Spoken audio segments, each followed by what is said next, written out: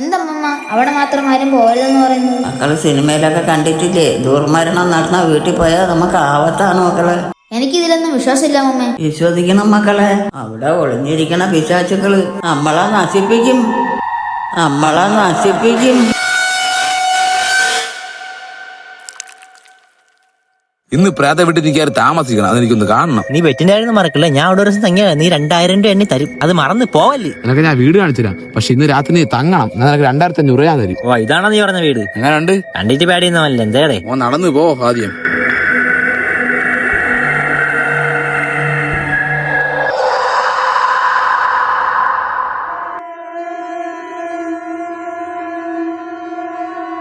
ഇരുപത്തഞ്ച് വർഷമായിട്ട് ആൾ താമസം ഇല്ലെന്നൊക്കെയാണ് പറയണത്. പിന്നെ ചുമ്മാ പേടിയില്ലല്ലോ. എനിക്കെന്തൊരു പേടി?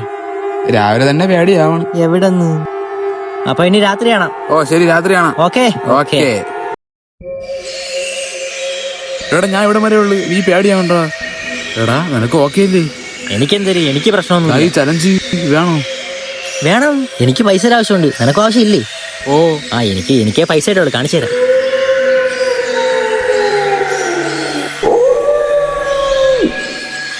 അളിയ ഈ ചലഞ്ച് വേണോ അളിയ? പേടിയാവണ്ട, ഒരു നെഗറ്റീവ് ഫീല്. പോടാ. എടാ സീനാവടാ, വേണ്ട. എടാ പൈസ എടാ വേണ്ട ഇത് വേണ്ട നമുക്ക്. എടാ രാവിലെ എന്നപ്പോ ഒരു കുഴപ്പമില്ലായിരുന്നടാ, ഇപ്പൊ നീ പേടിയാവണടാ. അളിയ ബെറ്റൊന്നും വേണ്ട അളിയ.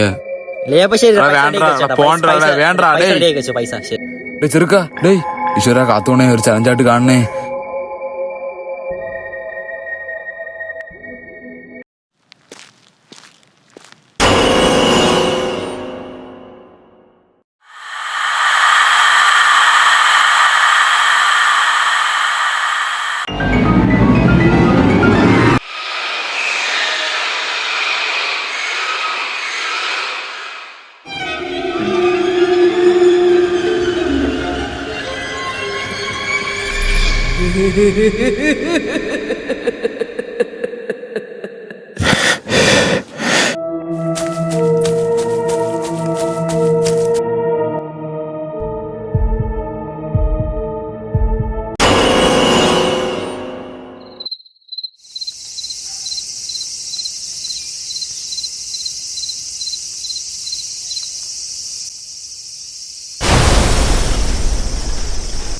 ആ പിന്നെ അങ്ങ് പേടിച്ചു പോയി. പോവാൻ പറ ഓരോന്ന്.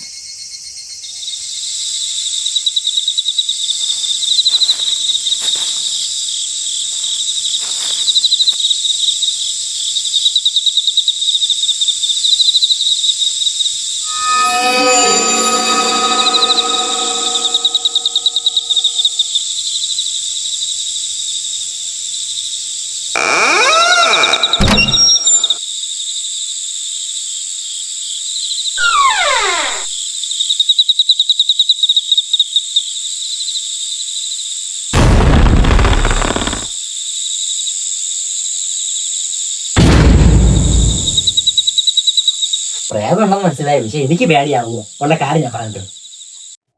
ഇതൊക്കെ എന്തേത് പ്രേതത്തിന്റെ പുര തന്നെ, പേടിയാണ് പോലും.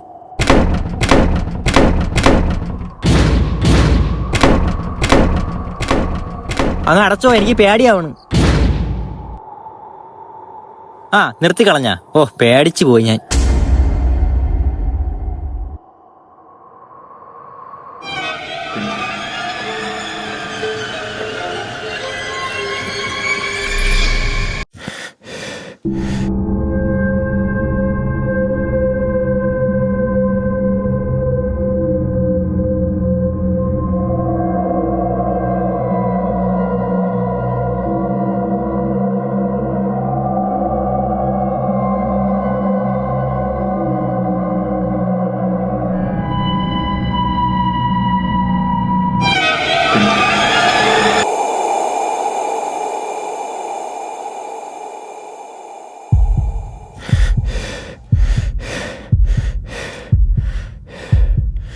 അവിടെ ഒളിഞ്ഞിരിക്കണ പിശാചുക്കള് നമ്മളെ നശിപ്പിക്കും.